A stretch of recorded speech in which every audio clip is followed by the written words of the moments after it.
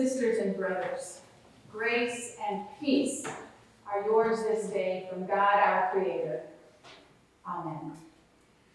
Noel Coward, a famous British playwright who died in 1973, once played a joke on 20 of the most famous men in London.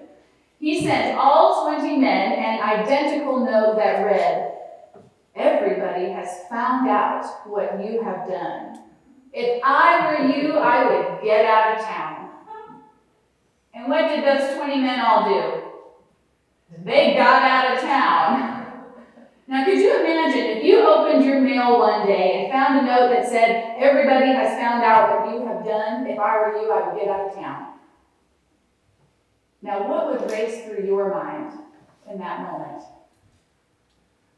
Perhaps some minor infractions that you thought didn't hurt anybody that you might still get away with.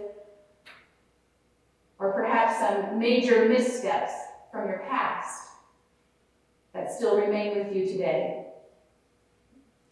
Now, receiving a message like that from someone telling you everybody has found out what you have done, that might cause a very familiar response in you. It's known as guilt. Whether it's over something little or something big that we've done, guilt can just sit on our chest and weigh us down.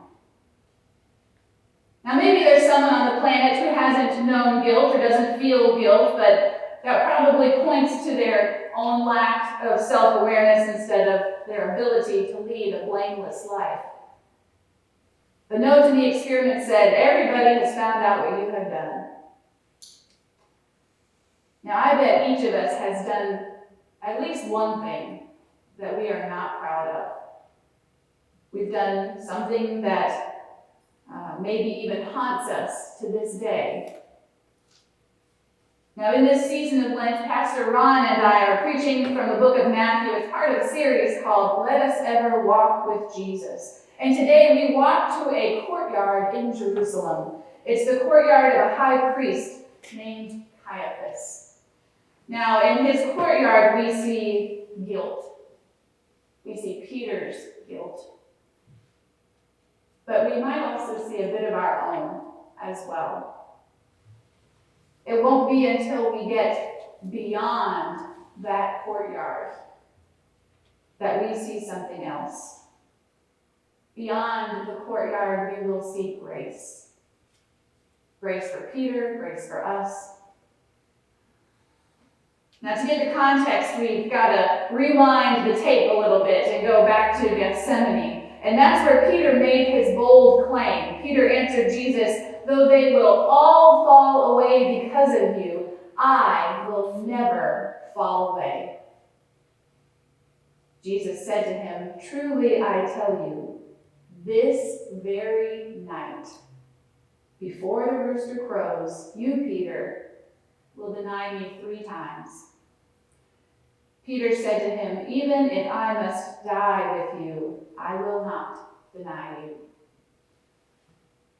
Now, Jesus and Peter, they had been through so much together. 3 years earlier, Jesus was walking on the north shore of the Sea of Galilee. Jesus saw Peter fishing with his brother Andrew and called them to follow him. "I will make you fishers of men," he said. And Peter and Andrew followed. One day, about a year later, Peter followed Jesus out onto the Sea of Galilee during a whale of a storm, and Peter walked on water, but then he began to sink. Jesus immediately reached out his hand, took hold of Peter, and saved him.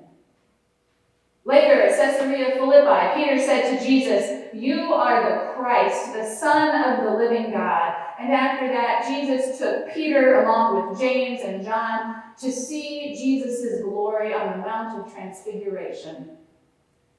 Then Jesus invited this same trio to witness his agony in the Garden of Gethsemane. Jesus changed Peter's life. No wonder Peter made that claim, "Even if I must die with you, I will not deny you. But we've all made bold claims that later ring hollow.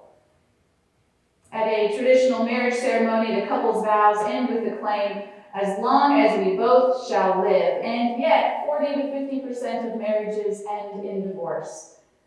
Graduating high school seniors vow to remain close with their friends even as they scatter, going to work or into the military or into school.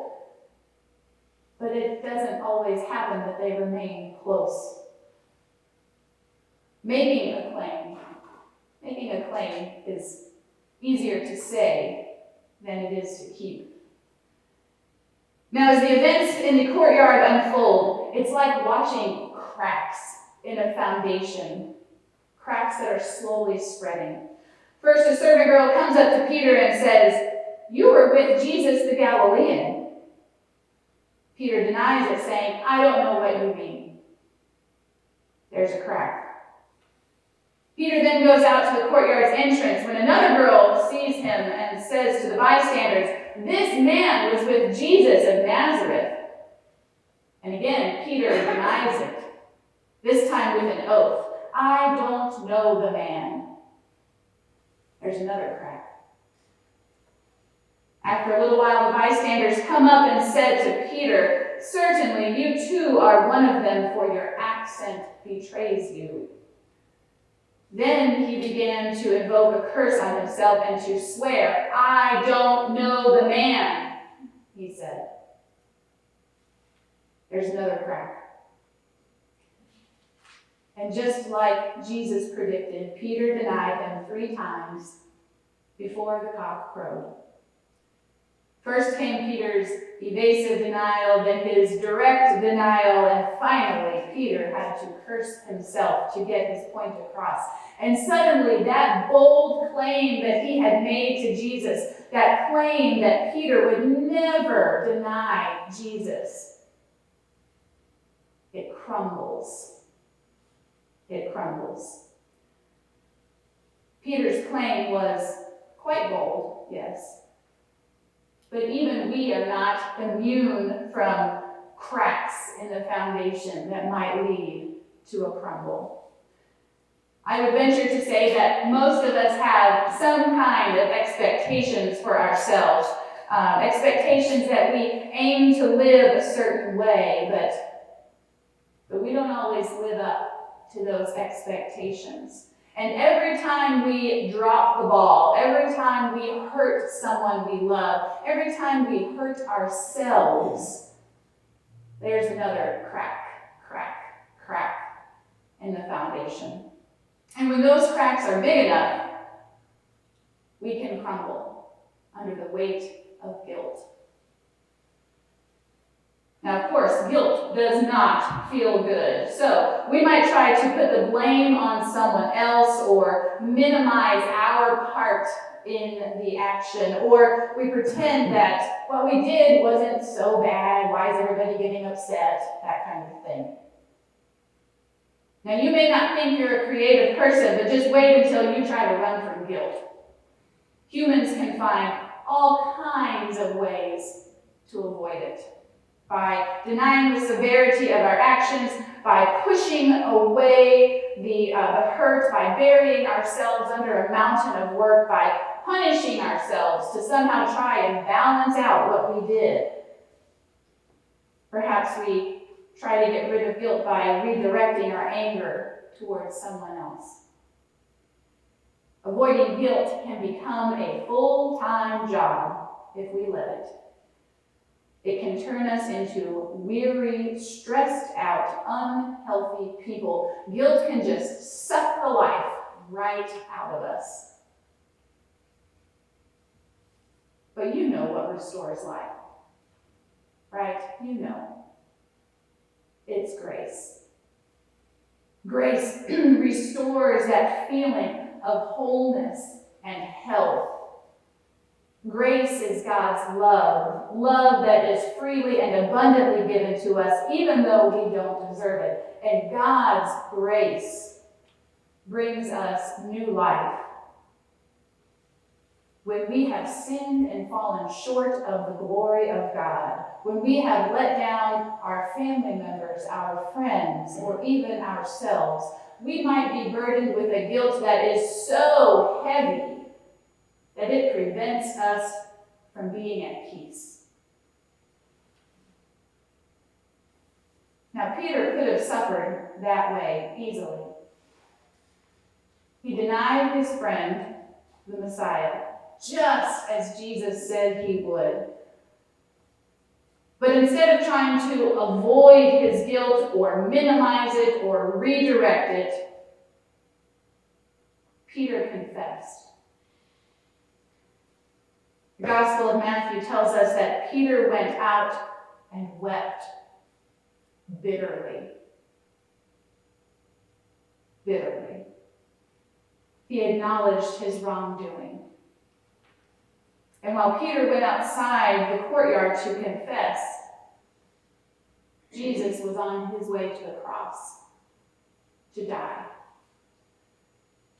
In the courtyard, we see guilt, but beyond the courtyard at the cross, we see grace. God's grace transforms our lives. God's grace calls us into a life of worship and service toward our neighbors and anyone in need. God's grace frees us from that guilt and allows us to find peace. Peter would go on later to preach the sermon on Pentecost that would convert 3,000 people. Peter would write 2 books for the New Testament. And Peter was able to do this because his life was transformed. He could have been crushed by guilt. He could have been. Instead, he was transformed. Peter was transformed by God's grace. And his new lease on life, it wasn't dependent on how much he loved Jesus. Peter's new life was dependent on how much Jesus loved him. And that same kind of new life, that's available to us, to everyone in this sanctuary, to everyone listening on the radio, to everyone watching on YouTube, to everyone in this community and beyond. That kind of life that is transformed by God's grace is available to you and to me each and every day. Whether you are weighed down by guilt and shame, whether your hope has been trampled or you're just running on empty these days, new life is waiting for you, and it comes from God's grace. The guilt caused by our sin may bring us down. It may make us afraid or ashamed, but if anyone ever writes you a note that says, "Everyone knows what you have done. Leave town now," you don't have to panic. God's grace is more than enough to raise us up to new life. Our sin will never outweigh God's grace, and for that we say, Amen.